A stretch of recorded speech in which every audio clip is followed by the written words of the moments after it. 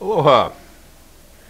Well, Halloween is coming pretty soon, by the end of October. Halloween is one of my favorite holidays.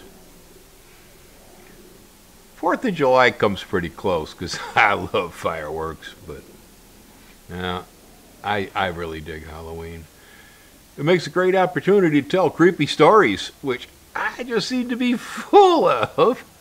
And so I have another one for y'all in celebration in honor of the fact that Halloween will come soon. This one I call Dying in a Dream. Shortly after we were married, Ruth and I rented a shabby old Victorian in Barrington, Illinois. The place had once been grand, but it had seen better days because an out-of-town owner had just allowed it to deteriorate. Barrington was an upscale town, and we actually lived across the street from the town mayor. We got the house because of its condition. Just no way that anybody in the town of Barrington was going to live in that place, and so the rent was cheap. It wasn't long after moving in that odd things began to occur. It was nothing that couldn't be passed over as having other causes, and we had both lived with haunts in the past, so we ignored it. Nevertheless, I could not pass through the long, dark halls at night without the feeling that there was something in the walls. Sometimes, I swear, I could hear faint murmurings in the dark. One day we found a doorway in the back of a closet. It's an odd thing to come up with. We opened it up and found out it was the portal to the attic. We went upstairs, and the attic was huge. It would have been a wonderful practice room for a band if it hadn't been just so hard to get to.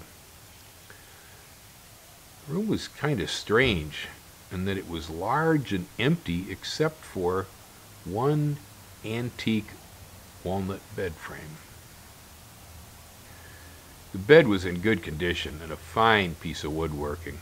So we decided that, hey, we'd use it for ourselves, better than anything I had. Turned out to be the right size for our mattress, and we were delighted. The bed appeared to be the key to the haunts in the house. Before bringing it down, we only had hints that the place might have had ghosts. Afterwards, we gradually became sure of it. Activity in the house increased. Plates would explode in our hands while washing them. Light bulbs would just pop for no reason and cover the room with glass. The feeling of never being alone was increasing. Things reached a peak while I slept one night. I fell into a dream where some sort of a mist or smoke was coming out of the headboard of the old bed. The mist encircled my nose and mouth. It started to choke me in my sleep. I struggled and finally awoke, choking, unable to get my breath. This dream repeated itself night after night for 2 entire weeks.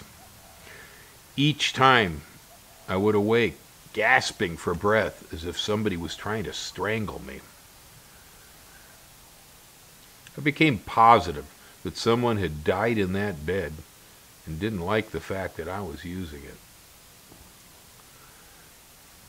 Recalling how we found the bed all alone in the attic started making plenty of sense to us. I was stubborn. I had dealt with ghosts before, and I was not particularly afraid of what they could do, so I continued to sleep in the bed. It seems that may have been a bad choice because the efforts of the spirits increased. That night I dreamt that there was a pounding in the walls. Every room in the house had something in the plaster of the wall that was trying to get at me. The pounding increased and the plaster began to fall from the walls and cracks formed. There was one particular spot in the kitchen where the cracking was worse. I ran to the closet and I got my 9mm automatic. I pulled up a chair in the center of the room and trained the pistol on the cracking wall.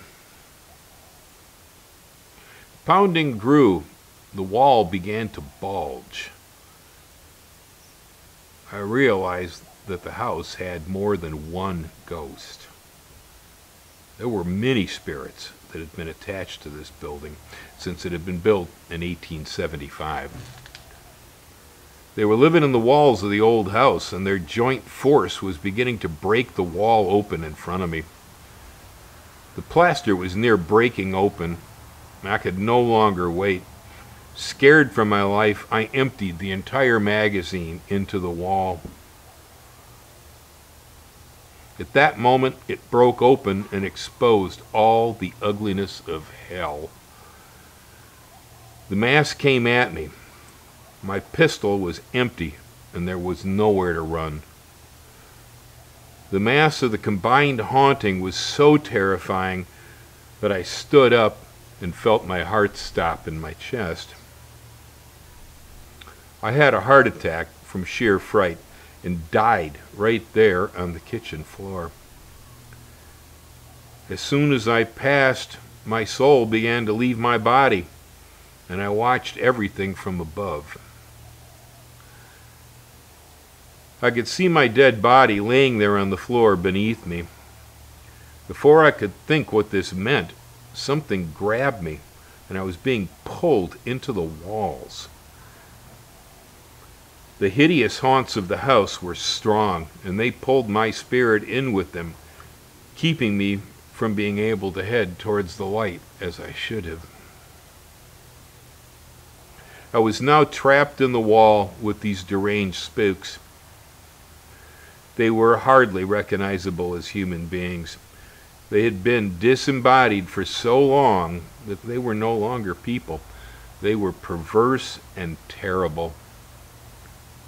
They were delighting themselves for frightening me to death. And now they had a new toy to play with, fresh meat to eat. They had me, and it was horrible. It was at this point that I could see Ruth walk into the room and find my corpse on the floor. She began screaming uncontrollably.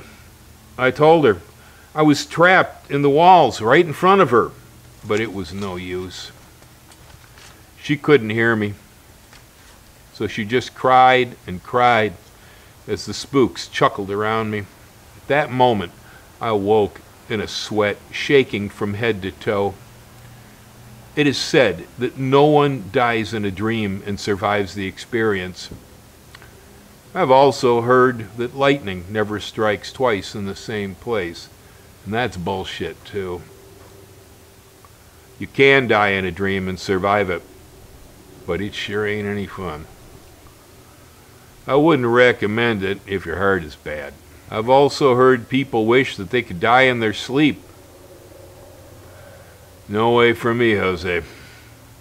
I want to be right there, staring death in the empty eye sockets so that I know what I'm dealing with. I want to know I'm dying, and I want to know who is swinging the icy sigh at me. No one cheats death, but I want to be sure it's him before I let go. After that dream, everything in the house calmed down. The mist and smoke stopped coming from the headboard. The murmurs in the walls stopped. It was as if I was in an arm wrestle with these spirits, and apparently, having survived dying in a dream at their account, it looks like I won.